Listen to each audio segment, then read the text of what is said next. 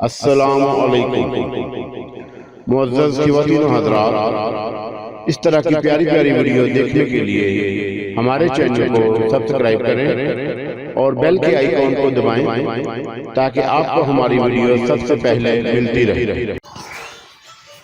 السلام علیکم دوستو، پیش خدمت ہے اوتار ایپیسوڈ نمبر 21۔ میں پروفیسر نارنگ کو یہ بتانا چاہتا تھا کہ وہ جسے معمولی جاسوس سمجھ رہا ہے اس کے برعکس ہے۔ ویسے میں اس کے خلاف بھی منصوبہ سوچ رہا تھا۔ دکھ اور حیرت کی بات یہ تھی کہ یہ سفاک قاتل اور مافیا قانون کے ہاتھوں سے بچا ہوا تھا۔ اسے ابھی تک کوئی سزا نہیں ملی تھی۔ یہ انسانیت پر ایک داغ تھا۔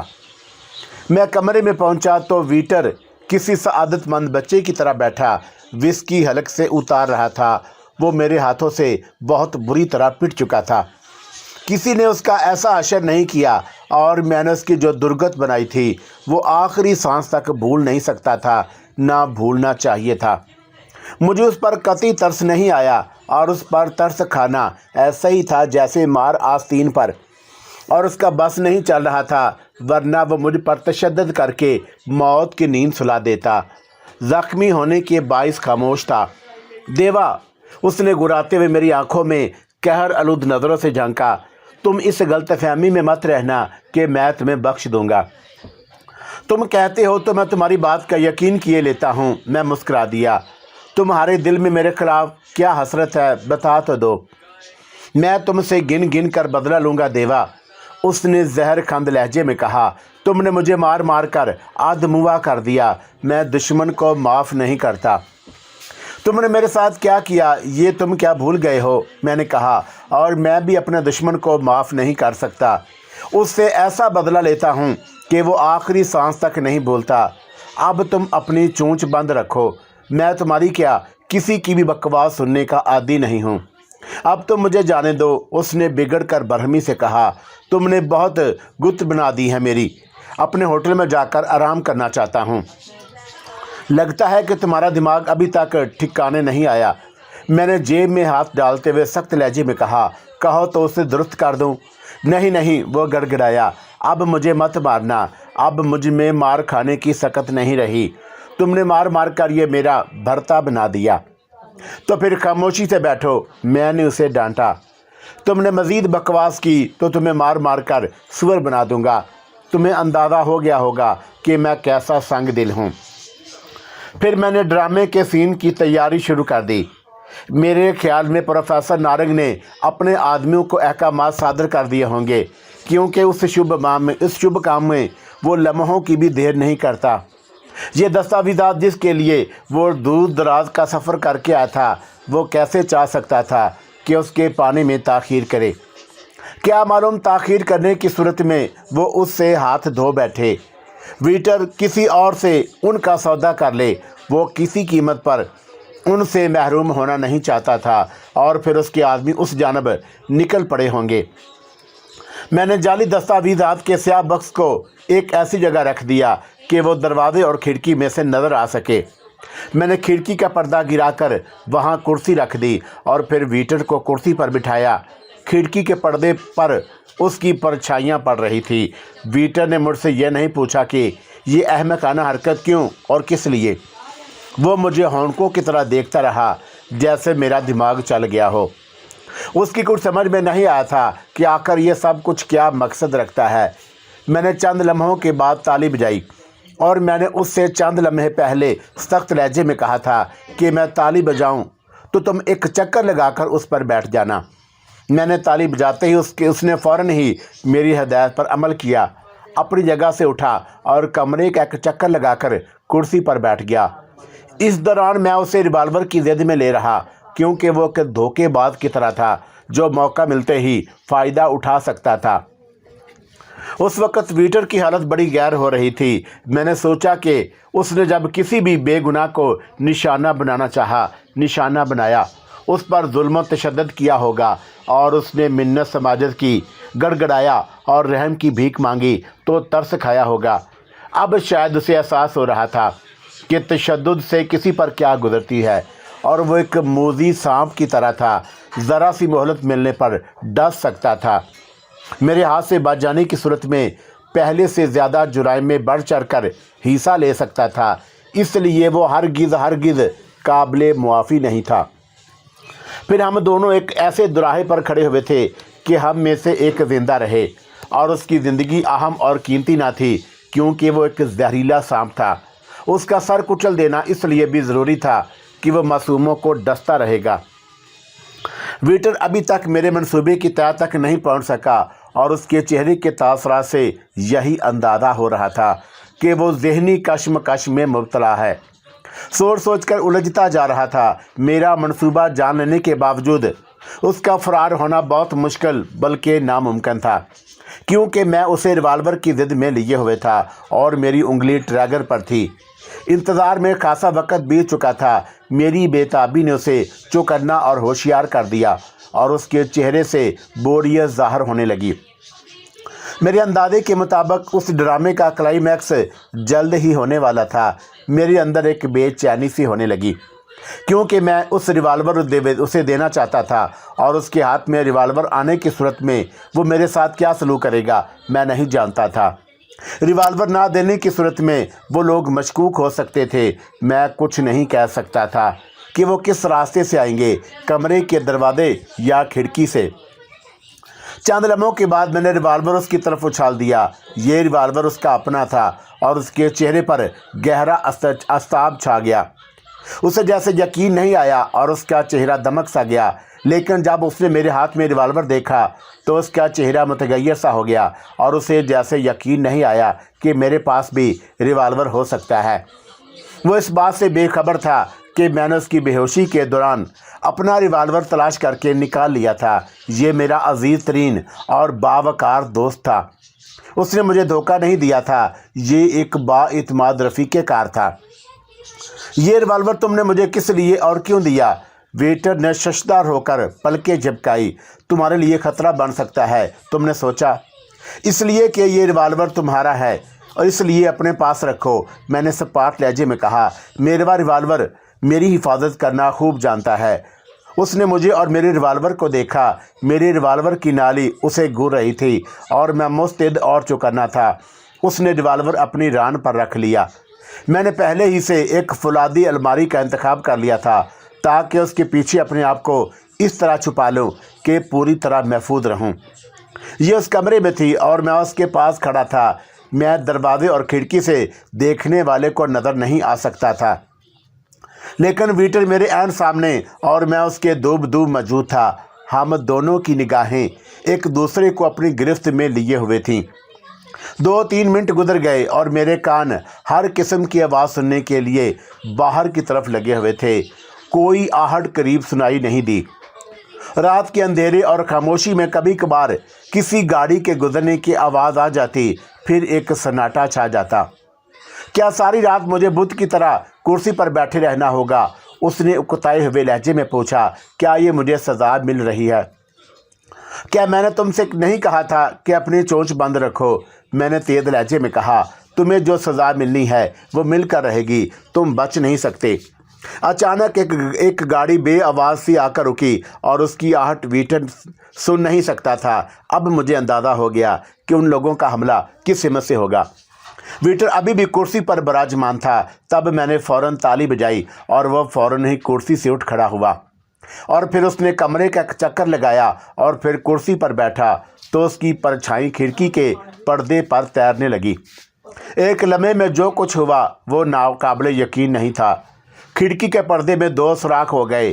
साइलेंसर वाले रिवाल्वर ने वीटर का खात्मा कर दिया था। वो फर्श पर गिरकर दम तोड़ चुका था।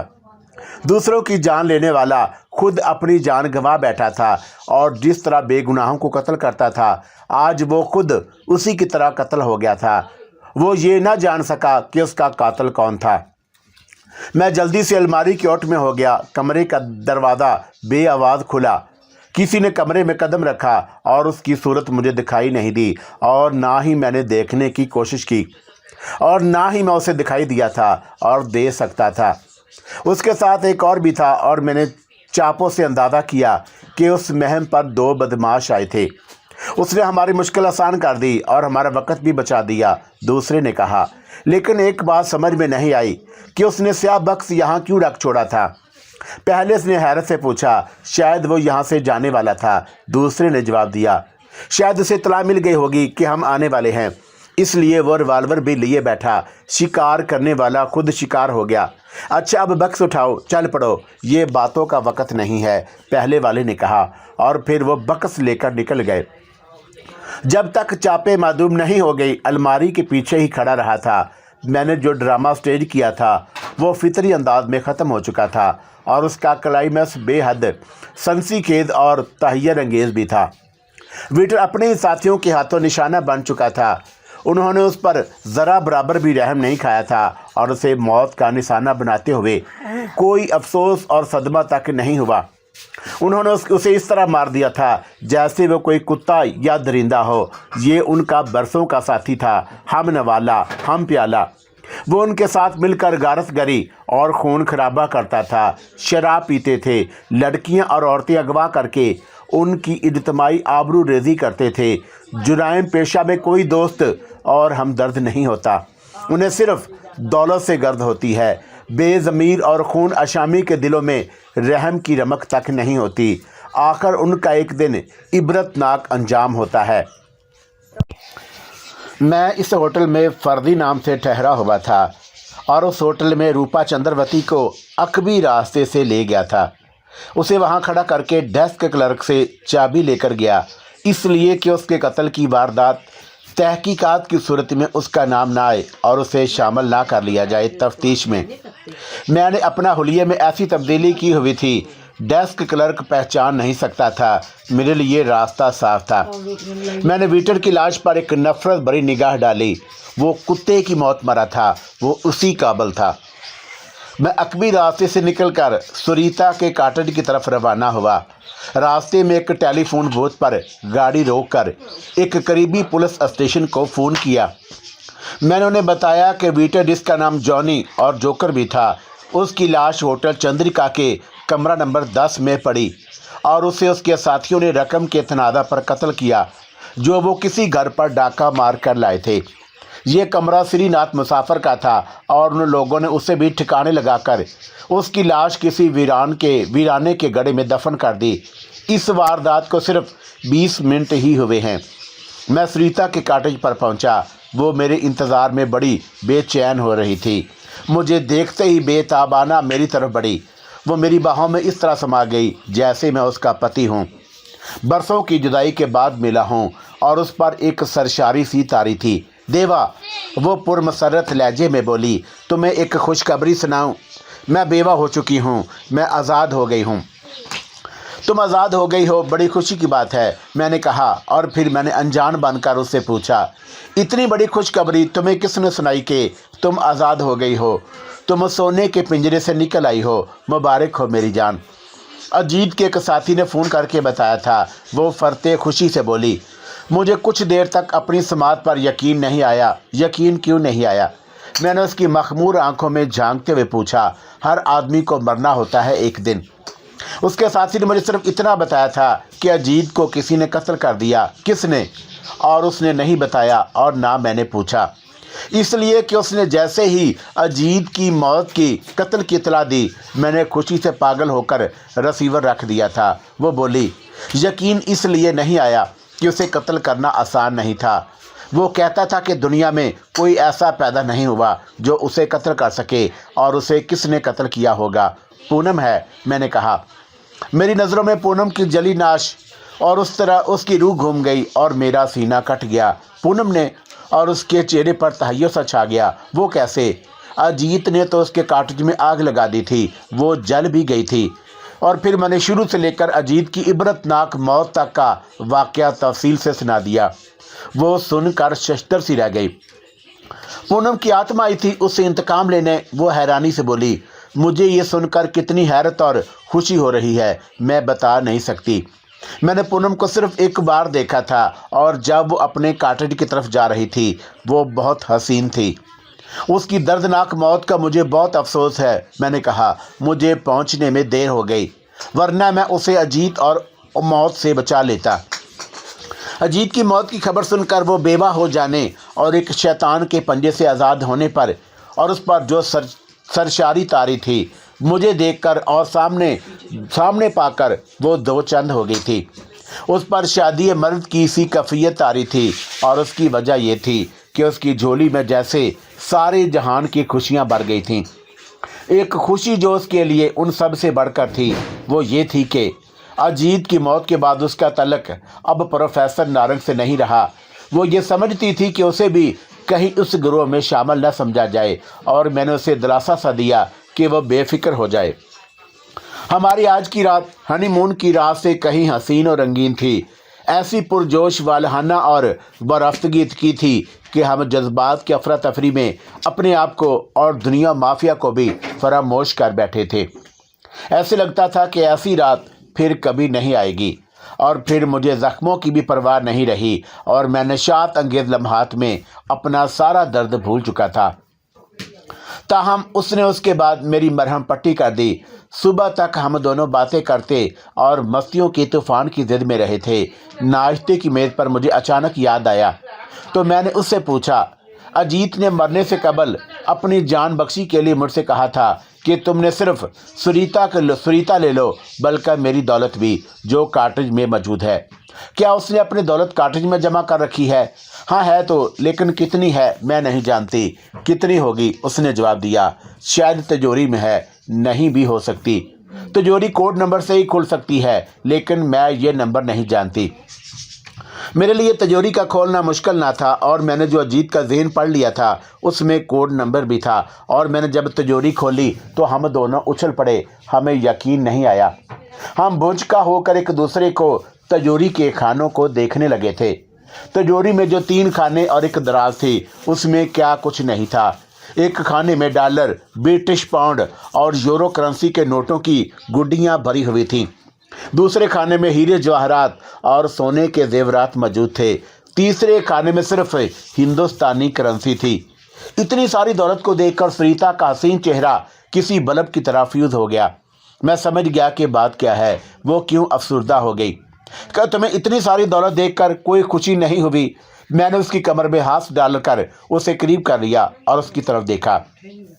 बहुत खुशी हुई, सुरीता ने टूटे हुए लहजे में जवाब दिया और उसकी खूबसूरत आंखों में उदासी तैर गई। तुम्हें यह दौलत मुबारक हो। मुझे क्यों सुरीता? और मैंने उसके बालों का सहलाते हुए उसके फूल से रुखसार को थपथपाया। ये दौलत तुम्हारी है, तुम्हें मुबारक हो। मेरी? और उसके चेहरे पर गहरा अस्तजाब छा गया। नहीं जानी, ये दौलत मेरी नहीं है बल्कि तुम उसके हकदार हो, तुम मालिक हो। मुझे अंदाज़ा न था कि सुरीता का दिल इतना बड़ा है और उसमें लालच बिल्कुल नहीं, और उस बात ने मुझे मुतासर किया। ये दौलत मेरी कैसे है? वो ऐसे कि मेरा पति अजीत तुम्हारा जान का दुश्मन था और जब तुमने अपने दुश्मन को इस दुनिया से पाक कर दिया तो उसकी सारी दौलत तुम्हारी हुई। सुरीता ने जवाब दिया, और जब 2 मुल्कों के दरमियान जंग होती है तो इलाका और दौलत फातेह की हो जाती है। तुम क्या फातेह नहीं हो? ये जंग 2 मुल्कों के दरमियान नहीं बल्कि 2 आदमियों के दरमियान थी। मैंने उसकी मंजमद आंखों में झांकते हुए कहा, पति की दौलत और जायदाद पत्नी की होती है, लिहाजा वो वारस होती है। इस लिहाज से सारी दौलत तुम्हारी अपनी है, मेरी नहीं। क्या? और उसकी हैरत 2 चंद हो गई। उसे जैसे मेरी बात का यकीन नहीं आया। अगर तुम सच्चे दिल से कह रहे हो तो अहमक आदमी हो। अच्छा, मुखलस और बेगर्द और इंसान दोस्त इस दुनिया में अहमक होता है। क्या तुम मेरे अहमकानापन की वजाहत करोगी? अगर तुम्हारी जगह कोई और होता तो वह मुझे कत्ल करके सारी दौलत लेकर फरार हो जाता, और तुमने मुझे कत्ल क्यों नहीं किया और दौलत नहीं ले गए? जो मकतूल हो वो कत्ल कैसे कर सकता है? मैंने शौक लहजे में कहा। मैं मकतूल ना हो गया होता तो शायद तुम्हें कत्ल कर देता। मकतूल? उसने चौंक कर सवालिया नज़रों से देखा। तुम कब से मकतूल हो गए और तुम जिंदा सलामत हो? तुम्हें किसने कत्ल किया? तुमने मेरी जान। मैंने उसे तारीफी नज़रों से देखा। तुम्हारा चेहरा, हुस्न और शबाब, ये सब कत्ल का सामान है और उनसे मोहलक हथियार दुनिया में कोई नहीं। बहरहाल ये सारी दौलत तुम्हारी है। मैं इसमें से एक कौड़ी भी नहीं लूँगा, लेकिन अपनी फ़ीस ज़रूर लूँगा, क्योंकि घोड़ा घास से यारी करेगा तो खाएगा क्या? तुम मुझे मेरी फ़ीस दे दो। सच देवा। और उसने फरते खुशी से मुझे चूम लिया। ये सब कुछ मेरा है, कहीं मैं सपना तो नहीं देख रही देवा? ये सपना नहीं सुनीता, मैंने कहा, और तुमने अब तक अपने पति की वजह से जो तकलीफ़ें उठाई, अज़ियत सही, ये उसका सब्र का फल है। मैं तुम्हारा ये एहसान सारी ज़िंदगी नहीं भूलूंगी देवा। वो जज्बाती हो गई। तुम बहुत अजीम इंसान हो, एक देवता हो, अवतार हो। मुझे इंसान ही रहने दो, देवता ना बताओ, मैंने कहा, और मैं बहुत बुरा भी हूँ, और तुम मुझे मेरी फ़ीस दे दो, मुझे कुछ और नहीं चाहिए। मैं तुम्हारी फ़ीस क्या दूंगी देवा? उसने बड़ी संजीदगी से कहा, ये जो दौलत है और उससे दुगनी भी दे दूं तो वो कम है। क्यों? नहीं, ये रकम बहुत ज़्यादा है, मैंने कहा। अब तुम करोड़पति हो, तुम मुझे $10,000 उसमें से बतौर फीस दे दो। सुनीता ने तिजोरी में से $10,000 निकालकर मुझे दे दिए, और फिर मैंने और सुनीता ने गैर मुल्की और हिंदुस्तानी करेंसी के नोट निकालकर मेज़ पर रखे। मेज़ जो खाने की थी वो नोटों की गुड़ियों से तकरीबन भर गई। वो 1,90,00,000 की रकम थी, यानी गैर मुल्की करेंसी। हिंदुस्तानी करेंसी 70 लाख। हीरे जवाहरात और ज़ेवरात की मालियत भी 1 करोड़ से ज़्यादा ही थी।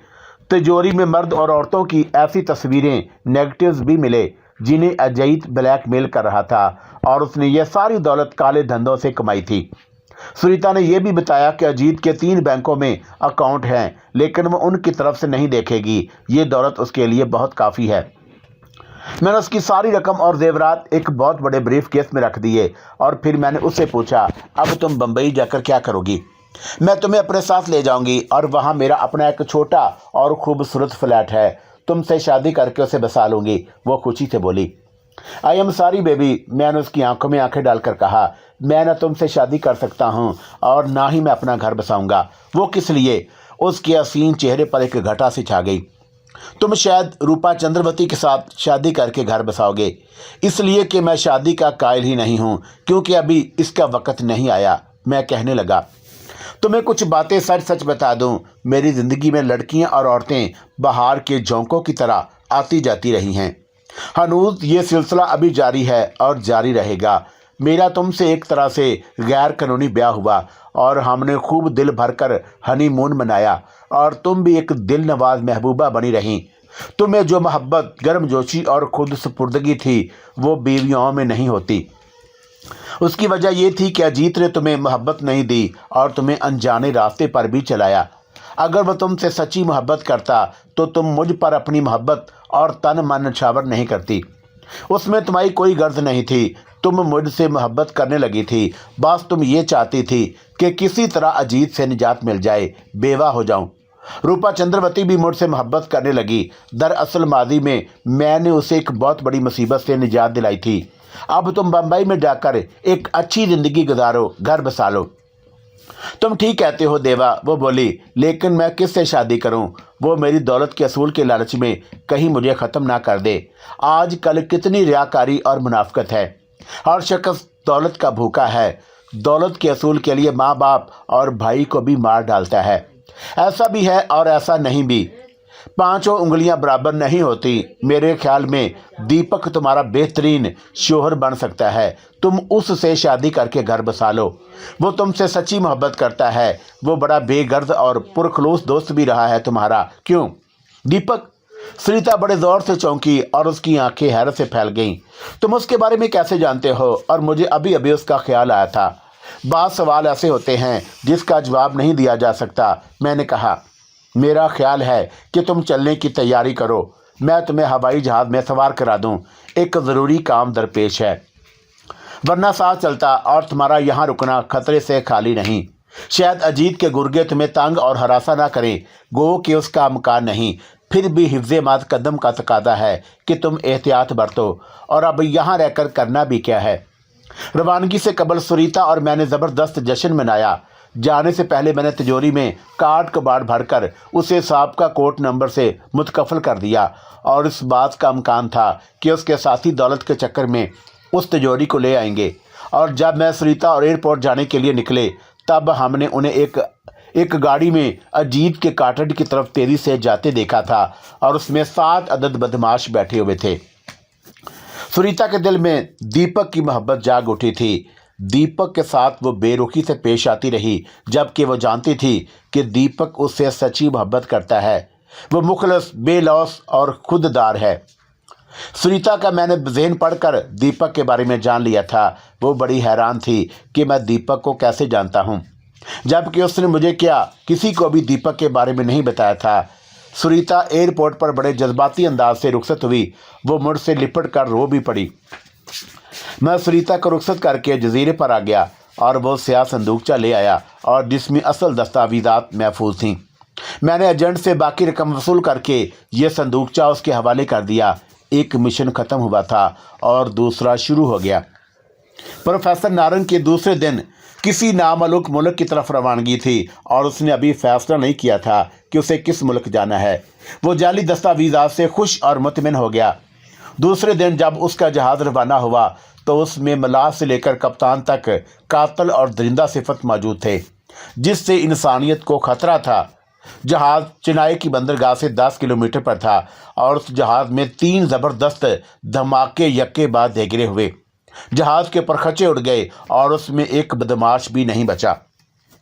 ना सिर्फ लोग बल्कि पुलिस भी हैरान थी कि ये किसका कारनामा है, किसने इंसानियत पर एहसान अजीम किया था। लोग प्रोफेसर नारंग और उसके तमाम गिरोह के बदमाश मर जाने पर, दुनिया से नेस्तो नाबूद हो जाने पर लोगों ने सुख और चैन का सांस लिया। पुलिस ने भी ज़्यादा दिलचस्पी इसलिए नहीं दिखाई कि खसो काम जहां पाक। प्रोफेसर नारंग और उसके साथियों को जो सज़ा मिली थी वो ज़रूरी भी थी। मैंने किसी को नहीं बताया था कि मैंने ये कारनामा किस तरह अंजाम दिया। रूपा चंद्रवती को भी नहीं, और उसे एतमाद में लेने से कुछ हासिल ना था और यूं भी उसे ज़ाहिर ज़मीन दुनिया से कोई दिलचस्पी नहीं थी। सिर्फ एक शख्स हमराज था, बाएतमाद था, जिसकी मदद और तावन और मनसूबे से कामयाबी नसीब हुई थी। सुनीता ने मुझे $5000 मज़ीद दिए कि मैं प्रोफेसर नारंग और उसके जहाज़ और गिरोह को ख़त्म कर दूं, और मैंने ये सारी रकम लखनऊ सवामी को दे दी थी ताकि वो जराइम की दुनिया से निकलकर बाइज़्ज़त ज़िंदगी गुजार सके, और उसने ये काम बगैर किसी गर्द और लालच के किया था। मेरे दोनों मिशन बखूबी खूबी अंजाम पा गए। अब मैं फुर्सत में था। रूपा चंद्रवती के अब यहाँ शो नहीं थे और 2 दिन बाद वो बंगलौर जाने वाली थी, जहाँ उसे कई शो करने थे, और उसने मुझसे कहा था कि मैं 2 दिन उसके साथ गुजारूं। मैं कैसे इनकार कर सकता था, वो मेरी मौसम थी। हम दोनों ने ये 2 दिन एक दूसरे की मय्यत में गुजारे, मोहब्बत भरी बातों में, कुर्ब में, और उसमें जो कैफ था वो जज्बात की रूह में बहकने में नहीं था। ये 2 रातें 2 दिन हम आगोश और हरबान में नहीं गुजरे। रूपा चंद्रवती ने मुझे बताया कि वह बंगलौर में शो करने के बाद शादी करके अपना घर बसा लेगी। उसका मैनेजर जो है वो एक अच्छा है, ईमानदार, मुखलस भी है। ये जानते हुए भी कि मैं बहुत आलूदा हो चुकी हूँ और इस शर्त पर शादी करने के लिए तैयार है कि मैं फिर कभी पलट कर उस ज़िंदगी और पेशे की तरफ नहीं जाऊँगी। मुझे दौलत तो बहुत मिल रही है, लेकिन अच्छा दोस्त नहीं मिला, ना ही जीवन साथी। अब मेरा मैनेजर सिद्धू मेरे दिल को लगा। मैं दौलत के हसूल के लिए नाचती हूँ। जो अमीर लोग वो मेरा नाच देखकर रातों को बुलाते हैं, वो रातें काली करने के लिए मुंह मांगी रकम देते हैं। मेरा नाच बेलबास देखते हैं, बिस्तर गर्म करते हैं। मैं उनकी कमज़ोरी से खूब फ़ायदा उठाया। इतनी जब दौलत जमा कर ली कि बुढ़ापा सुकून से गुजर सके। जवानी, हुस्न और बदन की दिलकशी कब तक साथ दे सकती है? और तुमने मुझसे कह दिया था कि तुम शादी नहीं करोगे। मैं तुम्हें एक अच्छे दोस्त की तरह याद रखूंगी। मैं दिल्ली जा रहा था तो रूपा चंद्रवती मुझे रुखसत करने आई और उसकी आंखों में आंसू तैर रहे थे। वो बेहद गमज़दा थी। बहरहाल वो एक अजीब औरत थी। अनिल प्रकाश की लाश को किसी वजह से चिता पर जलाया नहीं गया था और उसकी एक कब्र बनाकर उसमें उसको दफन कर दिया गया, ताकि फिर उसकी लाश को जलाकर उसकी राख को समाधि बना दी जाए। और उसने ये वसीयत की थी, इसलिए उसकी वसीयत पर अमल किया गया। लेकिन उसकी नौबत नहीं आई, क्योंकि वही कब्र खोद कर अनिल प्रकाश की लाश कब्र से इस तरह निकाल ली गई जैसे वो कुत्ते की लाश हो। शमशान घाट में कमोबेश 2000 से ज़ायद मुश्तिल और बफरे हुए लोगों का हजूम था, और उसकी लाश की जो बेहरमती की गई उसका तसव्वुर कोई भी नहीं कर सकता। उसका लिबास उतार कर उसके पर पुर्जे उड़ा दिए गए और फिर ताबूत से उसकी लाश निकालकर उस पर थूका गया। लातों और जूतों से उसका जिस्म निशाना बनाया गया और फिर उसकी लाश के टुकड़े टुकड़े कर दिए गए। अब अनिल प्रकाश का जिस्म जो चीथड़े चीथड़े हो चुका था वो जलाने के काबिल नहीं रहा था, लिहाजा उसका गोश्त कुत्तों और गधों को खिला दिया गया। और फिर वो तमाम लोग शमशान घाट से निकलकर पोलिंग स्टेशन चले गए थे ताकि वो अपना वोट डाल सकें। और इस इबरतनाक वाक़े को 3 दिन हुए और उसकी लाश के बकिए उन लोगों ने उधेड़े थे जो उसके परस्तार रह चुके थे।